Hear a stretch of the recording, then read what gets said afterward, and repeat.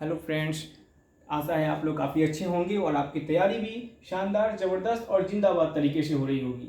तो हम आज बात करते हैं इतिहास के विषय में। इतिहास को 3 ऐतिहासिक कालों में बांट के पढ़ा जाता है। पहला है प्री हिस्टोरिक एरा, दूसरा है प्रोटो हिस्टोरिक एरा और तीसरा है हिस्टोरिक एरा।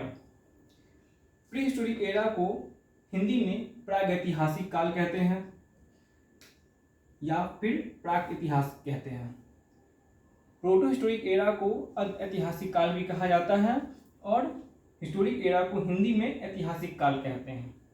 ठीक है, तो हम बारी बारी से एक एक को पढ़ते हैं। प्री हिस्टोरिक एरा प्रागैतिहासिक काल वैसे ऐतिहासिक काल को कहते हैं जिस काल में लिखित साक्ष्य उपलब्ध न हो, जिसकी जानकारी का एकमात्र स्रोत उत्खनन से प्राप्त सामग्री हो। जो हम जब आर्कियोलॉजिकल सर्वे ऑफ इंडिया जहाँ जहाँ उत्खनन करती है तो वहाँ से पाषाण कालीन जो हमें साक्ष्य उपलब्ध होते हैं उनमें कभी भी कुछ लिखा नहीं गया है। बस जो सामग्री प्राप्त होती है उसी आधार पर हम उनके इतिहास का वर्णन करते हैं, अपना हाइपोथेटिकल नॉलेज डिस्क्राइब करते हैं। ठीक है, तो इसके अंतर्गत कौन कौन किस काल को डिनोट करते हैं? पाषाण काल को। पाषाण काल को इसके अंतर्गत हम लोग पढ़ते हैं। ठीक है, तो पाषाण काल आप लोग अच्छी तरह से जानते हैं, 3 तरह के होते हैं। कौन सा? पूर्व पाषाण काल, पूर्व मतलब पूर्व दिशा नहीं, पूर्व प्राचीन, मध्य पाषाण काल और नव पाषाण काल। ये तीनों पाषाण काल के अंतर्गत आते हैं और ये पाषाण काल प्री हिस्टोरिक एरा के अंतर्गत आता है।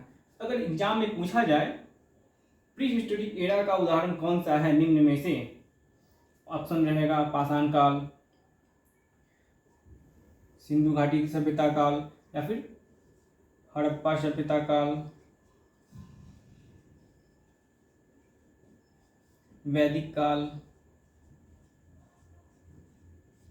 सोन कुछ भी ऑप्शन में इनमें से कोई नहीं है तो आपको मानना है पाषाण काल, या फिर ऑप्शन में पाषाण काल न देकर के पूर्व पाषाण काल, मध्य पाषाण काल या फिर नव पाषाण काल, तीनों में से कोई भी दे तो आपको प्री हिस्टोरिक एरा के लिए नव ये पाषाण काल को लेके चलना है।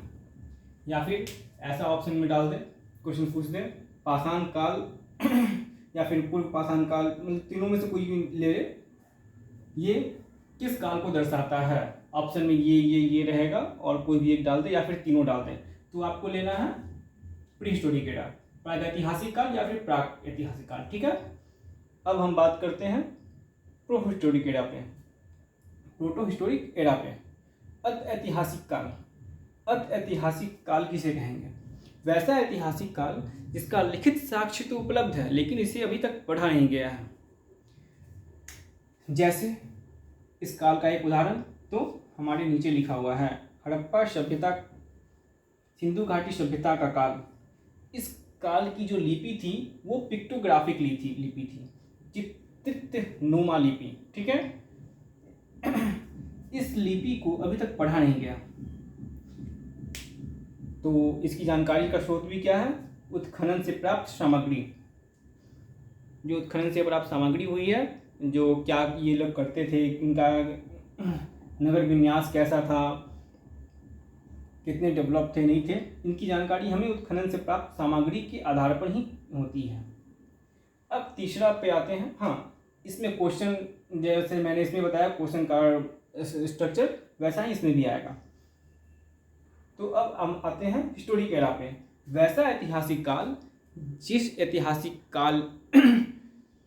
वैसा ऐतिहासिक काल जिस काल में लिखित साक्ष्य उपलब्ध हो और उसे पढ़ा भी गया हो, वैसे ऐतिहासिक काल को हम लोग ऐतिहासिक काल कहेंगे। ठीक है, वैसे काल को ऐतिहासिक काल कहेंगे जिसके जानकारी का स्रोत क्या है? लिखित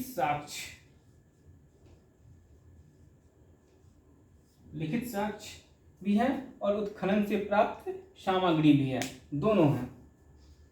जैसे ऋग्वेद हो गया, उसके बाद बहुत सारे शिलालेख हो गए, ताम्रपत्र हो गए, ये सब इत्यादि, ये सब ऐतिहासिक काल के अंतर्गत आते हैं।